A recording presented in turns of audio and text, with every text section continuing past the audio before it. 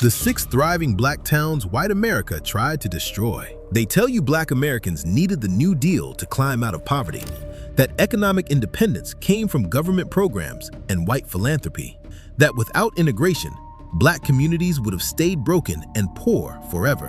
Here's what they don't tell you.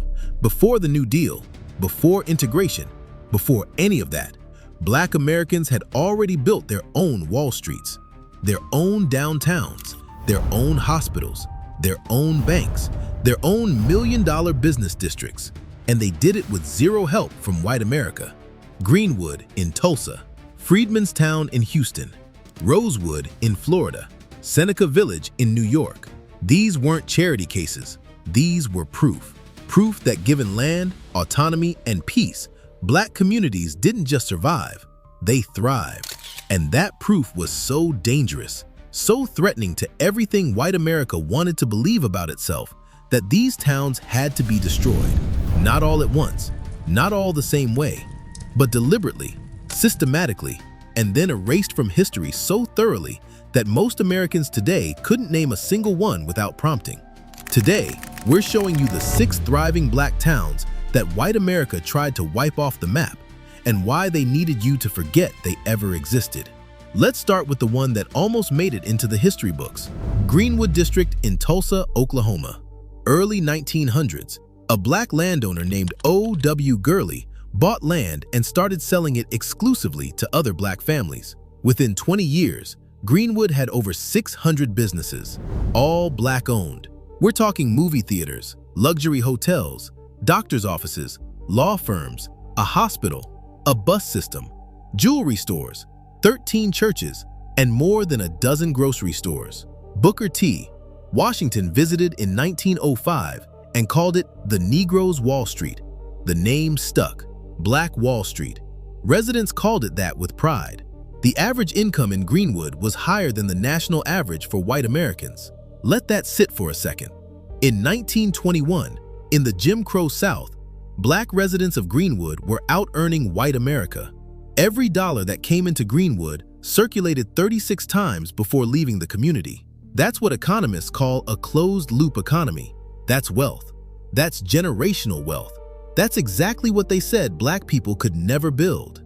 And so, on May 30th, 1921, a 19-year-old black shoeshiner named Dick Rowland stepped into an elevator.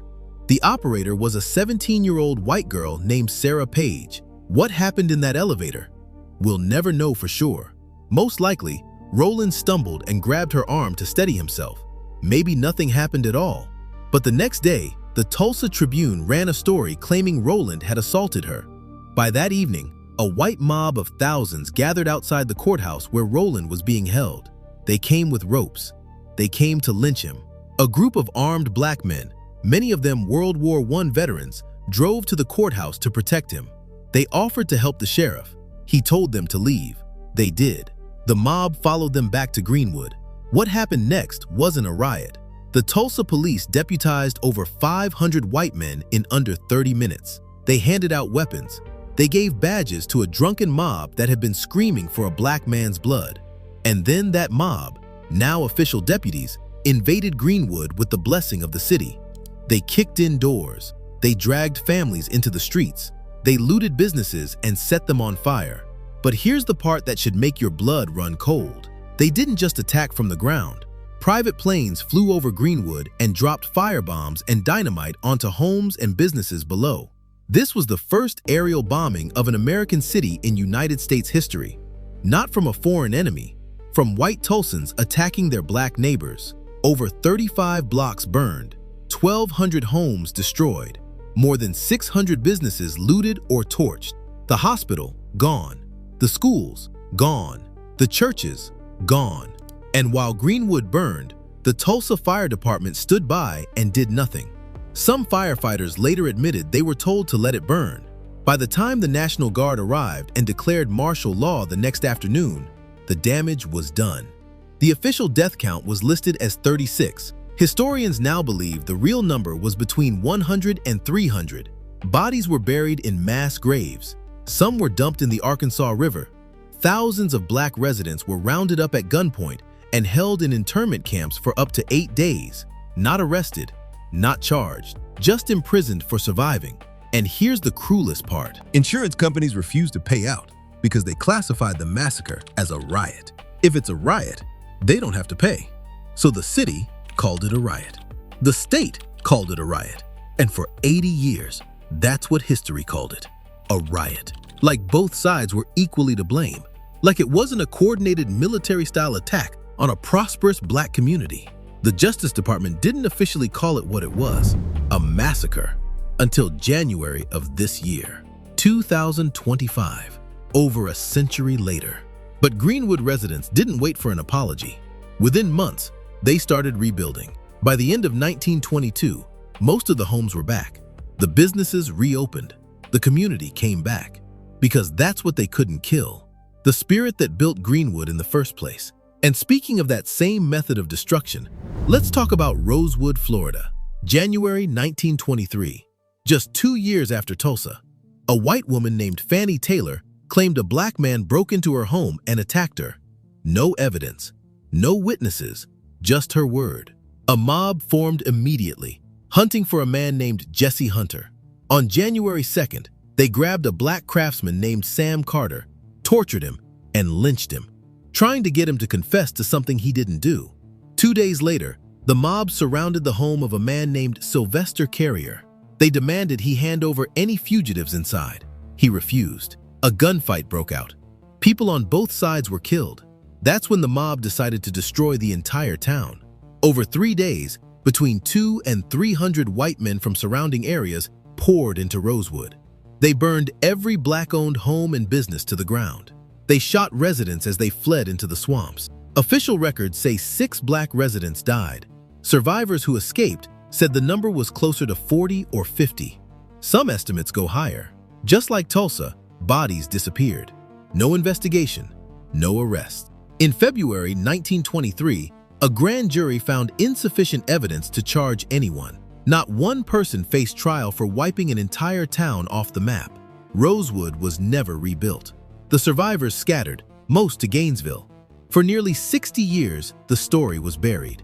It didn't resurface until 1982, when a reporter named Gary Moore tracked down survivors and published their testimonies. In 1994, Florida's legislature did something unprecedented. They passed a bill awarding $150,000 to each of the 9 living survivors. It was the first time in American history that a legislative body provided reparations to black victims of racial violence. But no amount of money brings back a town. Rosewood today is just trees and silence. Now let's go back further. 1825, New York City. You know Central Park, right? That beautiful green space in the middle of Manhattan that tourists love? It's sitting on top of a thriving black community that was destroyed to build it. Seneca Village. It started when a 25-year-old shoeshiner named Andrew Williams bought 3 lots of land for $125. Around the same time, a store clerk named Epiphany Davis bought 12 lots for $578. Word spread. By the 1850s, Seneca Village was home to around 225 people, about half of them black, half Irish and German immigrants. But here's what made it powerful. Roughly half of the black residents owned property. That meant they could vote. New York law in 1821 said black men needed to own at least $250 worth of property to vote. White men didn't need to own anything. So Seneca Village wasn't just a neighborhood, it was a political base. It had 3 churches, 2 schools, cemeteries, about 50 homes. Families had gardens, raised pigs, sent their kids to school. And then in 1853, the New York State Legislature passed the Central Park Act. The city decided it needed a public park. They picked the land from 59th Street to 106th Street, right where Seneca Village sat. The city used eminent domain, which is a legal way of saying, we're taking your land whether you like it or not. Property owners got compensation, about $700 on average, but that was far below what the land was actually worth. And only about 20% of residents owned land. The rest, the renters, got nothing. For 2 years, the city squeezed them, forced them to pay rent on land they'd already owned or lived on, used every legal trick to make staying impossible. On October 1st, 1857, police forcibly removed the last families. The reports say they used bludgeons. They demolished every building. They erased every trace. Only one church, All Angels Church, was relocated, and only one member of the original congregation moved with it. Everyone else scattered into other parts of the city, most into worse housing, none with the property ownership they'd had before. It took until 2001, 144 years, for the city to put up a historical marker acknowledging Seneca Village ever existed. And here's the thing about Seneca Village that really matters. This wasn't a massacre. Nobody was killed. It was legal. The government followed the law. They paid compensation. And that's exactly why it's so important to understand. Because destruction doesn't always come with torches and guns. Sometimes it comes with paperwork and a judge's signature. And the result is exactly the same. A thriving Black community erased. Now, speaking of communities most people have never heard of, if you want to learn more stories like this, stories that never made it into your textbook, subscribe to Black Stories Untold. We're not letting these histories stay buried. Now, back to the rest of the list. Let's talk about Houston, Texas. 1865. Emancipation is announced on June 19th. Within months, about 1,000 formerly enslaved people established a community in Houston's 4th Ward. They called it Freedman's Town. Led by a man named Reverend Jack Yates, they built it from nothing. By 1880, it was home to 95% of Houston's Black population. They had churches, schools, businesses. By the 1930s, Freedman's Town had over 400 Black-owned businesses. It held about a third of Houston's 36,000 Black residents. It produced leaders like Emmett J. Scott, who became Booker T. Washington's personal secretary, like Rutherford Yates, who founded one of the first Black-owned printing companies in the South. Freedman's Town was thriving, and then Houston decided it needed progress. In 1937, the city used eminent domain to seize over 37 acres, more than a quarter of Freedman's Town. They said it was for a housing authority project. Translation: they kicked Black families out to make room for public housing that most of them couldn't even afford to live in. In the late 1950s, the city decided to build Interstate 45. The Pierce elevated section cut straight through Freedman's Town, displacing 40,000 residents. 40,000 people uprooted so white commuters could drive through faster. Throughout the 60s, 70s, and 80s, urban renewal kept coming. Rezoning, highway expansions, property values plummeted, families sold and moved, businesses closed. In 1985, the area was designated a National Register of Historic Places. It had 530 historic buildings on 64 acres. By 2007, only 40 buildings remained. By 2012, only 30. Out of hundreds of homes, churches, and businesses, 30 structures left. No massacre, no mob, just decades of slow, bureaucratic destruction. And it worked just as well. But not every Black town was destroyed. One survived. Eatonville, Florida, 1887. A formerly enslaved man named Joseph E. Clark worked with a northern philanthropist named Lewis Lawrence and a local white landowner named Josiah Eaton to buy land and establish a town. On August 15, 1887, 27 Black men voted to incorporate. Eatonville became the oldest incorporated Black municipality in America. It was entirely self-governed. Black mayor, Black council, Black police, Black everything. It produced Zora Neale Hurston, one of the greatest writers of the Harlem Renaissance, who set her most famous work in Eatonville. And Eatonville still exists today. That's the good news. The hard news? It's struggling. The 2020 census listed the population at about 2,300. Median household income is around $27,000. There's no gas station, no supermarket, no pharmacy. The town survives, but it's been economically strangled. Not with bombs, not with mobs, with disinvestment, with being surrounded by wealthier, whiter towns that got the roads, the businesses, the infrastructure. Eatonville stands as proof of survival, but survival isn't the same as thriving. And finally, let's go back to the very first legally platted Black town in United States history, New Philadelphia, Illinois, 1836. A man named Frank McWhorter, born enslaved around 1777, bought his own freedom in 1819. He worked for years, saved every penny, and bought 80 acres of land for $100. He divided it into 144 lots. He registered the town with the county, New Philadelphia. The first town in America legally platted by a black man. He sold lots to both black and white buyers. It was integrated. It became a stop on the Underground Railroad. By 1865, it had a population of 160 people, 30% black. It had a school, a church, a post office. And then, in 1869, the railroad came through. Or rather, it didn't. The railroad built its line north of New Philadelphia, bypassing the town entirely. Why? The railroad connected to Hannibal, Missouri, a major slave market. The officials didn't want to support an abolitionist town founded by a formerly enslaved man. That's the most likely reason. We can't prove it in a courtroom, but the pattern is too clear to ignore. Without the railroad, New Philadelphia couldn't grow. Businesses left. Families moved. By 1880, the town was dissolved. Today, the site is farmland. There are no buildings, no streets, just fields and a historical marker. In 2009, it was named a National Historic Landmark. In 2022, it became a National Park Service site, but there's nothing left to see except dirt and soybeans. 6 towns, 6 different methods of destruction. Tulsa and Rosewood, burned by mobs. Seneca Village, seized by the government. Freedman's Town, dismantled by infrastructure and urban renewal. New Philadelphia, starved by economic isolation. Eatonville, the only survivor, barely hanging on. And here's the part that should make you furious. These weren't just attacks on buildings, they were attacks on proof. Proof that black Americans didn't need white approval or white money or white systems to build wealth. Proof that when given land, autonomy, and safety, black communities created hospitals, schools, businesses, and generational wealth all on their own. That proof was more dangerous than any protest or any speech because it couldn't be argued with. It was real. It was measurable. It was undeniable.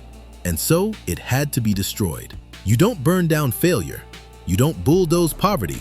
You destroy what threatens you. And then the erasure went further. It wasn't enough to destroy these towns physically. They had to be erased from memory, from textbooks, from history. Tulsa wasn't widely taught until the 1990s. Rosewood wasn't publicly known until 1982. Seneca Village wasn't excavated until the early 2000s. Most Americans, even today, couldn't name a single one of these towns. That's not an accident. That's the second destruction, the cultural one. The one that says if we don't talk about it, if we don't teach it, if we bury it deep enough, eventually it will be like it never happened. And if it never happened, then black people never proved they could build wealth independently.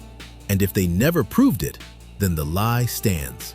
The lie that says black poverty is natural, that black communities need to be saved by white institutions, that integration was a gift instead of a strategic retreat forced by decades of terrorism. But here's what they didn't count on.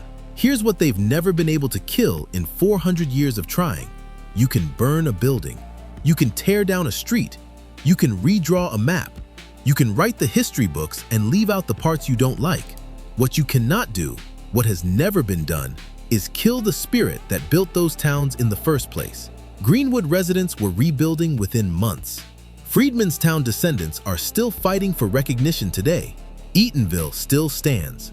Rosewood survivors got reparations. Seneca Village got its marker.